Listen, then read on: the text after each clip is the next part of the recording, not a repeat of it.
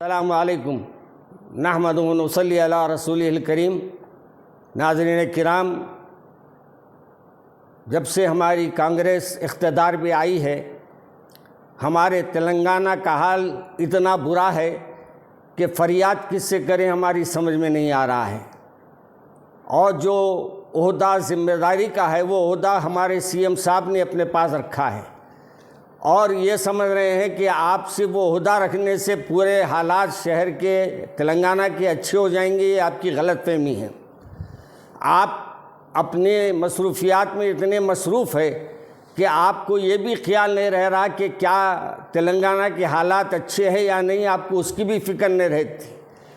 آپ کے جتنے عہدیدار آپ نے جن کو آپ نے مقرر کیا ہے، وہ بھی صرف عوام سے ملنا بھی نہیں چاہتے، نہ عوام کے درمیان میں آنا چاہتے، نہ علماء سے ملنا چاہتے۔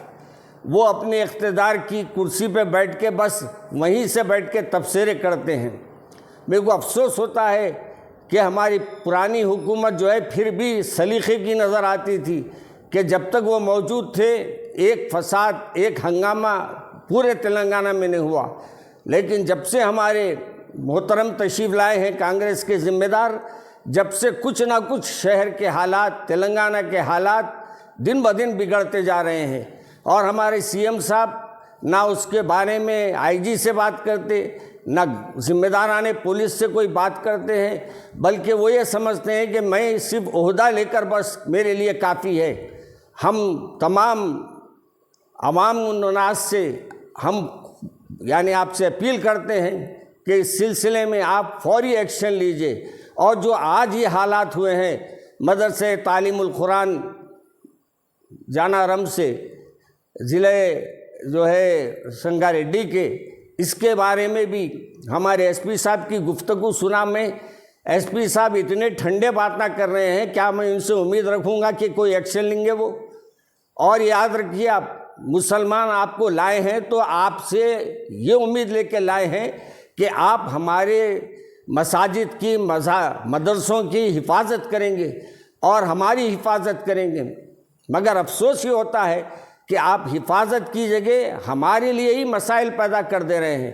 اور میں ہمارے محمد علی شبیر صاحب سے بھی کہتا ہوں، جو اپنے عہدے کے بارے میں بار بار کہتے ہیں، میں یہ کہتا ہوں کہ آپ علماء سے ملا کیجئے۔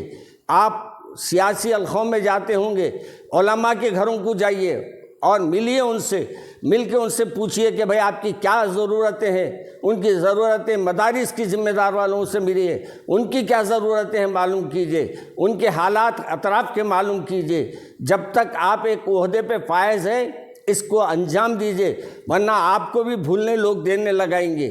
آپ کو یہ بھی عرض کر دوں کہ جو مدرسے کے آج حالات ہوئے ہیں اور جو درگاہ کے حالات ہوئے ہیں، آپ کو، ہم کو یہ احساس ہے کہ ہمارے مسلمانوں کے اوپر جو ظلم ہو رہا ہے اس کی کوئی فریاد سننے والا بھی نہیں ہے۔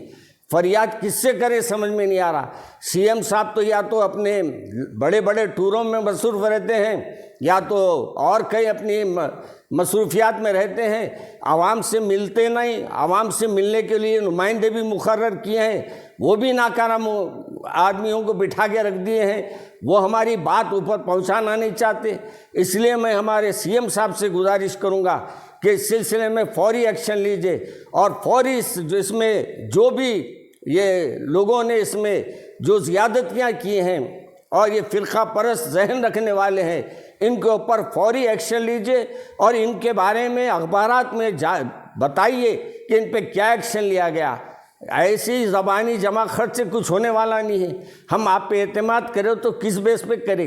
اس لیے میں آپ سے اپیل کر رہا ہوں کہ کانگریس کے خصوصاً ہمارے سی ایم صاحب سے، آپ کے پاس عہدہ ہے، اگر آپ ذمہ داری نہیں لیتے تو اپنے ایک دوسرے کو عہدہ دے دیجئے، دے کے اس کو بولیے بھائی شہر کے حالات پر اور رنگا ریڈی کے حالات پر اس پہ نظر رکھے۔ اگر یہ ممکن ہے تو دیجئے آپ دوسرے کو، اور دے کے ان پہ سختی کیجئے۔ اور آپ کے آئی جی وغیرہ جو کاہلی کر رہے ہیں اور یہ جو حالات پیدا کر رہے ہیں، ان پہ جو ایکشن لینے کی بات ہے، مجھے حیرت ہوتی ہے۔ ایکشن لینے کی بات کرتے ہیں، کیا ایکشن لیے وہ معلوم نہیں ہوتا۔ بس اندر کا اندر سب بات ہو جاتی ہے، اندر کا اندر سب ختم ہو جاتا ہے۔ مجھے افسوس ہوتا ہے کہ ہم یہ کانگریس کو لا کر کوئی غلطی تو نہیں کر لیے کیا ہمارے لیے یہ مصیبت تو نہیں بن گئی؟ اس لیے میں ہمارے ذمہ داران کانگریس سے کہتا ہوں کہ آج بھی وقت ہے آپ لوگوں کو. اب تک ہے رنگا ریڈی میں کتنے حالات اپنے جو کچھ ہوئے ہیں آپ کے تلنگانہ میں، اس کا آپ جائزہ لیجئے، اور جہاں جہاں یہ حالات ہوئے ہیں ان پہ خاص نظر رکھنے کے لیے وہاں کے پولیس کے ذمہ داروں کو ہدایت دیجیے. السلام علیکم.